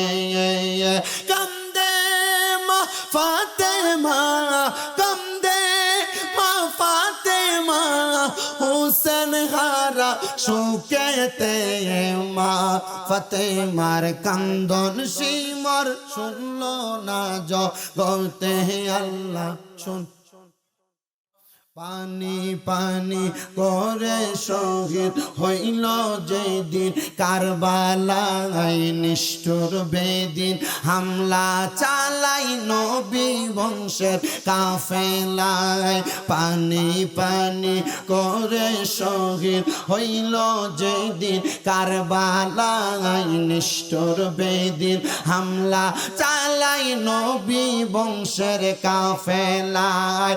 এমন নিষ্ঠুরের কাজ দেখি নাই আর চোখেতে মা ফাতেমার কান্দন সিমর শুনল না জগতে আল্লাহ শুনল না জগতে আল্লাহ শুনল না জগতে যখন সিমর চালাই ছুরি হোসেনের গলায় মা ফাতেমার বুকটা তখন দুঃখে ভরে যায় তখন ব্যথার আগুন জ্বলে তখন ব্যথার আগুন জ্বলে মা ফাতেমার বুকেতে মা ফাতেমার কান্দন সিমর শুনল না জগতে আল্লাহ শুনল না জগতে কান্দে মা ফাতেমা হোসেন হারা শোকেতে মা ফাতেমার কান্দন সিমর শুনল না জগতে আল্লাহ শুনল না জগতে আল্লাহ শুনল না জগতে আল্লাহ শুনল না জগতে মুসলমান ইমামদারের দলেরা এবার ইমাম হুসাইন আর ওই রাত্রে ঘুমায় না ফজর হইছে হুসাইনের তাবুতে জোহর হইছে সেই তাবুতে জোহর যখন হয় ওই সময়টা ছিল ওই জায়গার মধ্যে অবস্থানরত শুক্রবার দিন আমি ডরাইছি এই মুহররমের 10 তারিখও কিন্তু শুক্রবার আর আল্লাহর কোরআন নবীদের হাদিস যাচাই করে দেখা যায় যেদিন কিয়ামত হইব এই দিনও কিন্তু শুক্রবার মুহররমের 10 তারিখ ঠিক কারবালা যেই টাইমে হইছে এই টাইমে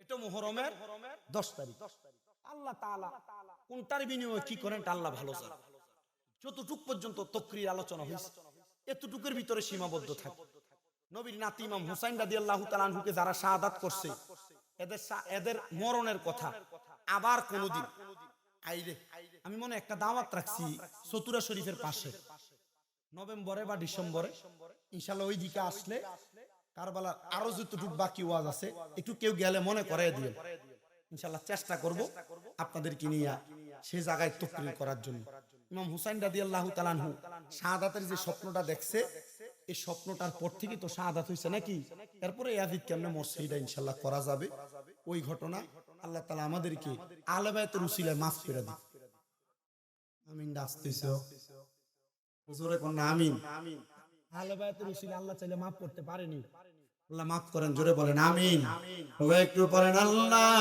আল্লাহ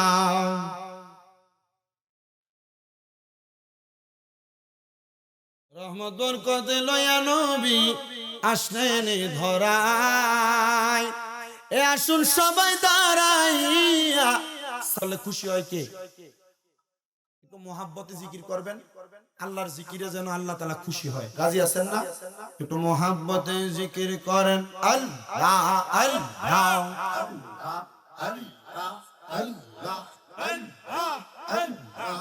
আল্লাহ আল্লাহ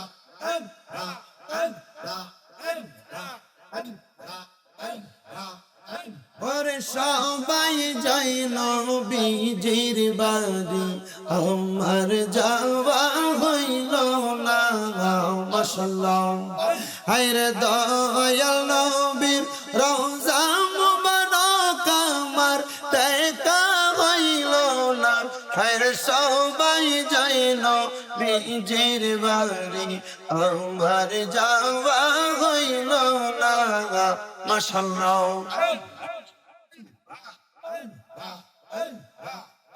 হায়রে সবাই যাই নবীজির বাড়ি আমার যাওয়া হইল না হায়রে দয়াল নবীর রওজা মুবারক আমার দেখা হইল না হায়রে সবাই যাই নবীজির বাড়ি আমার যাওয়া হইল না মারহাবা আল্লাহ আল্লাহ হায়রে নবী আমার জীবন মরণ নবী আমার সাধনা মারহাবা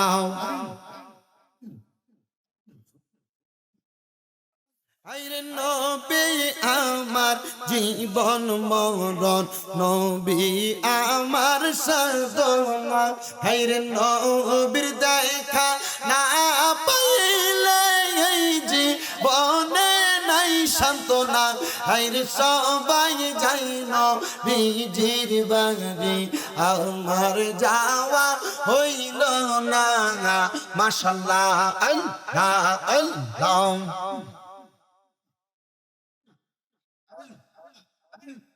নবী আমার জীবন মরণ, নবী আমার সাধনা। হায়রে নবীর দেখা না পাইলে মনে লাগে না সান্ত্বনা। হায়রে সবাই যাই নবীজির বাড়ি, আমার যাওয়া হইল না। মারহাবা। কত হাজি যাই সেখানে, আমার যাওয়া হইল না। হায়রে দয়াল নবীর রওজার কিনারে আমার বসা হইল না।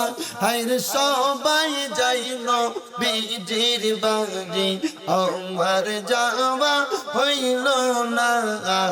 হওয়া আল্লাহ আল্লাহ।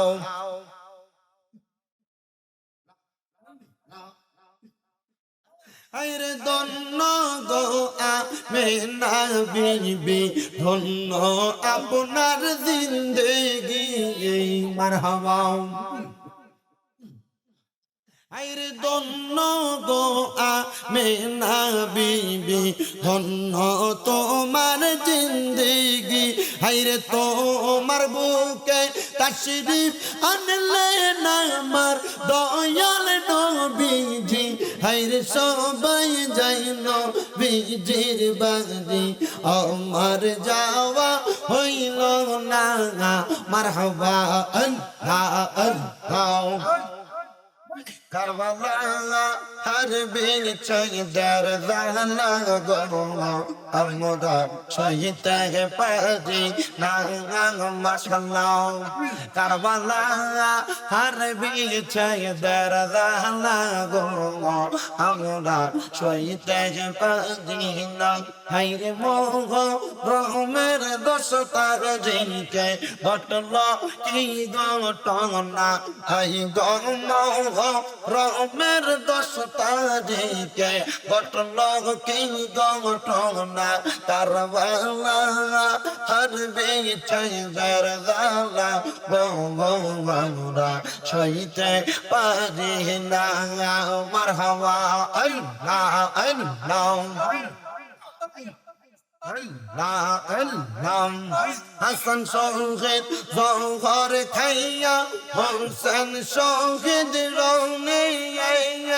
আজগো রাগবর তিরখা এইলো পানি রোকা রৌনে। আল্লাহ আল্লাহ। হাসান শহীদ জহর খাইয়া, হোসেন শহীদ রৌনে। আজ গরাগবর তিরকা ইলো পানি রোকা রৌনে। আল্লাহ আল্লাহ।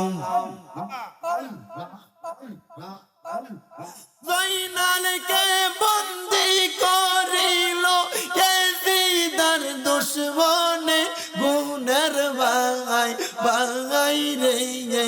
কারবালা জানিল তোমায় কে। মারহাবা।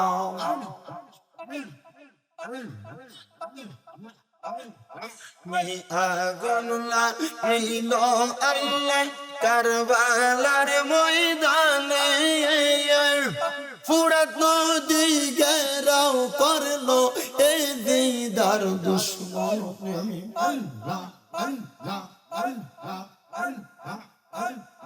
আজ গরাগবর তিরকাইল পানি রোকা রনে, গুনের ভাই ভাই রে। কারবালা নিল তোমায় রে। আল্লাহ আল্লাহ।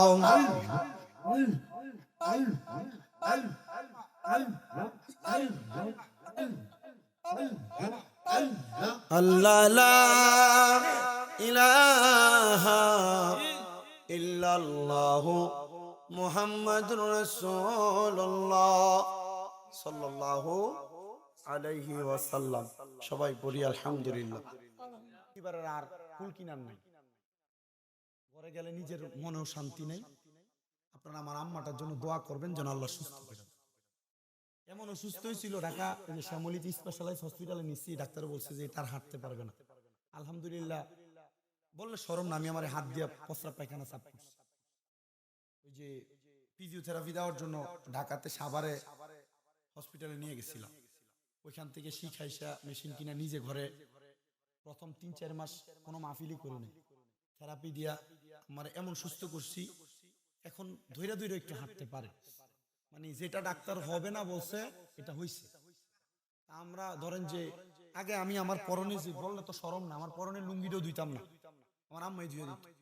একদিন 2 দিনের বেশি 3 দিন যদি কাপড় না দিতাম ধোয়ার লেগে, আম্মা দিয়ে তো রাগ করছিনি কোনো, আদর করতো। বুঝলেন, ফুতরা ওয়াজ করে ভিতরে একটা মহব্বত আছে না, এই মহব্বত।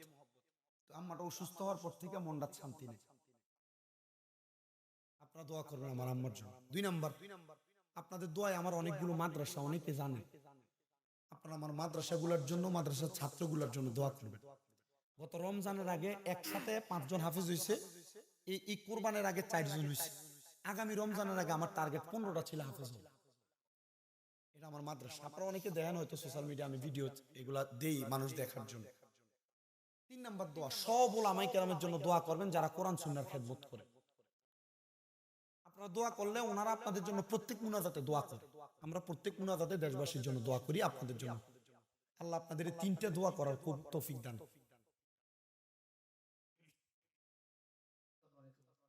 এখন দোয়া করা হবে, বিশেষ করে বাড়িঘর থেকে অনেক মা বোনেরা আমাদের সাথে যুক্ত হয়েছে, ওনারা আপনাদের কাছে দোয়া চেয়েছেন। সহায়তায় কারবারের মাহফিলে আমরা ওনাদের জন্য দোয়া করব, হুজুরের কাছে দোয়া চাই ওনাদের জন্য। বিশেষ করে আমাদের সমাজবাসী নিঃস্বার্থভাবে আন্তরিকতার সাথে আজকের মাহফিলকে ওনারা আমাদের সমাজে যারা মুরব্বিয়ান, ওনাদের নেক হায়াত, দীর্ঘ হায়াত কামনা করি। আল্লাহ পাক যেন ওনাদের ছায়াকে আমাদের মাথার উপরে দীর্ঘ করে। আল্লাহুম্মা আমিন। আলহামদুলিল্লাহি রাব্বিল আলামিন। আসসালাতু ওয়াসসালামু আলা রাসূলিহিল কারীম। রব্বানা যালামনা আনফুসানা ওয়া ইন লাম তাগফির লানা ওয়া তারহামনা লানাকুনান্না মিনাল খাসিরিন। মাবুদ, আল্লাহ একটু রহমতের নজর করে তাকিয়ে দেখেন আল্লাহ। এই বিবারিয়া জেলার অন্তর্গত আখাউড়া থানাধীন বাটামাথা পূর্ব সমাজ ঈদগাহ মাঠ প্রাঙ্গণে বাটামাথা হিলফুল ফুজুল সুন্নি যুব সংগঠনের উদ্যোগে পূর্ব সমাজবাসীর সহযোগিতায় কবরবাসীর মাগফিরাত কামনায় সুহাদায়ে কারবালা মাহফিলের ইন্তজাম করে আমার সঙ্গে উলামায়ে কেরাম, দাড়ি পাকা মুরব্বী বাবারা, যুবক নওজোয়ান ভাইয়েরা, ছোট ছোট মাসুম বাচ্চারা, পর্দার অন্তরালের আমার কত মা বোনেরা, জীবনের গুনাহগুলা মাপ পাওয়ার আশায় আল্লাহ মহান আহলে বায়াতের উসিলা দিয়ে তোমার দরবারে হাত বাড়াইছি গো আল্লাহ। যার হাতটা তোমার দরবারে মায়া লাগে, পছন্দ হয়, ওই হাতের উসিলায় আমাদের প্রত্যেকের জীবনের গুনাহ তুমি আল্লাহ ক্ষমা করে দাও আল্লাহ। বিশেষ করে আজকের মুনাজাতের হাদিয়া বাবা তোমার আলাইহিস সালাতু ওয়াস সালাম থেকে আদমের মুনাজাত পর্যন্ত যত নবী রাসূল সাহাবায়ে কেরাম, তাবিন, তাবে তাবিন, খুলাফায়ে রাশিদিন, সলফে সালিহিন, মুজাম্মানু কাবা আব্দুল্লাহ খিয়া সহ হুজুর বড় পীর গৌসে পাক আব্দুল কাদের জিলানীর দরবার, আতে রাসূল হিন্দেল ওয়ালি খাজা গরিবে নওয়াজের দরবারে বাহাউদ্দিন নকশবন্দি, মুজাদ্দেদ আলফেসানি সহ সকল তরিকতের ইমাম, মাযহাবের ইমামদের দরবারে কবুল মঞ্জুর করে না। আমাদের প্রত্যেকের নিজ নিজ পীর ও মুর্শিদের দরবারে কবুল করে নাও আল্লাহ। আমরা যারা হাত বাড়াইছি, অনেকে আছে যাদের দুনিয়াতে আব্বা নাই, যেই বাবা রিকশা চালাইয়া মাটি কাইটা মাথার গাম পায়ে ফালাইয়া পরের বাড়িতে বদলার কাম কইরা সন্তানরে মানুষের মতো মানুষ করার জন্য আব্বাজান নিজের রক্তরে পানি বানাইছে। এমন আব্বাজাদের কবরে গো আল্লাহ, আব্বার কবর জান্নাতের বাগান বানাইয়া দাও। এরে আমার এই এলাকার মা বোনেরা গো, আর কতকাল ঘুমের ঘরে সময় কাটাইবা? মারা গো, মুনাজাত হইতেছে, মা বাবার জন্য দোয়া হইতেছে, মুনাজাত করো গো মা। আমরা বিশ্বাস আছে আমার আল্লাহ একটা হাত খালি দিবে না। জানি না রে আল্লাহ, কোন ভাই বাবা মা বোনেরা জানি গো, তারার জনম দুঃখী মারে 3.5 হাত মাটির কবরে শোভাইয়া মন কেমন মাটি বুকটার উপরে চাপা দিয়া এতিমের বেশে হাত বাড়াইছি। যেই মায়া 10 মাস 10 দিন গর্ভে ধারণ করছে, সন্তানের প্রসব বেদনা সহ্য করতে বড় কষ্ট হয়েছে। আল্লাহ, যে মা দুঃখিনী দুনিয়ার জমিনে নিজের না খেয়া খাওয়াইছে, এখন সন্তান ঈদ চলে যায়, সান চলে যায়, সন্তান সবার জন্য নতুন জামা কাপড় কিনে, মা দুনিয়াতে বাইসা নাই, একটা 500-1000 টাকা দামের কাপড় কিনা মারে পরাইতে পারে না। আল্লাহ, সন্তান লক্ষ লক্ষ টাকার মালিক, আব্বা নাই আম্মা নাই, যাদের আব্বা আম্মা কবরে, আব্বা আম্মা প্রত্যেকের কবর জান্নাতের বাগান বানিয়ে দাও।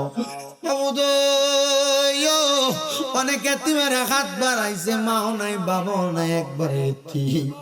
আল্লাহ গো, জানি না তারা কেমনে জানি মা বাপ সারা বাসি, কেমনে জানি মা বাপ সারা দিন কাটায়, মরিয়া গিয়াছেন আল্লাহ।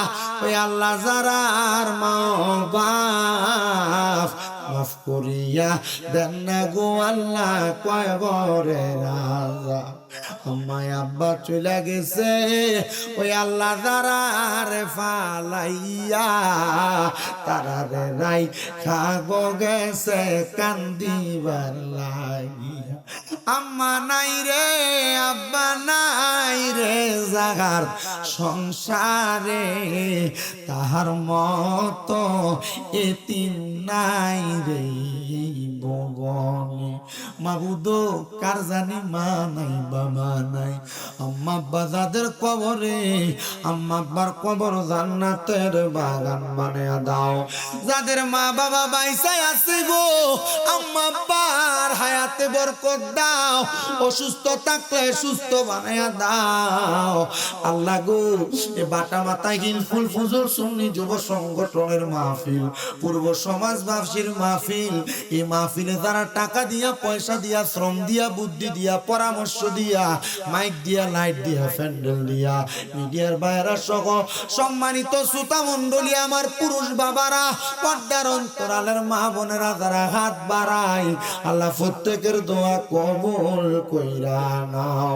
আমার অনেক প্রবাসী ভাইয়েরা বিদেশ থেকে দোয়া চায়, আল্লাহ আমার প্রত্যেক প্রবাসীদের খাস দোয়াগুলো তুমি কবুল মঞ্জুর করো। আল্লাহ প্রত্যেকের খাস দোয়াগুলো কবুল মঞ্জুর করো। আল্লাহ, আমার একজন ভক্ত বাবলু শেখ, টাঙ্গাইলের ভুয়াপুরে বাড়ি, তার মা এবং শাশুড়ির জন্য দোয়া চাইছে।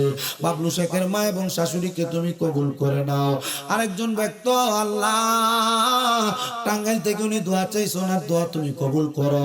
ওনার শাশুড়ির জন্য দোয়া চাই, শাশুড়ির তুমি মাফ করে দাও। ভারতের আসাম রাজ্য থেকে আমার একজন ভক্ত রুকসানা বেগম দোয়া চাইছে, আল্লাহ ওনার দোয়া তুমি কবুল করে নাও।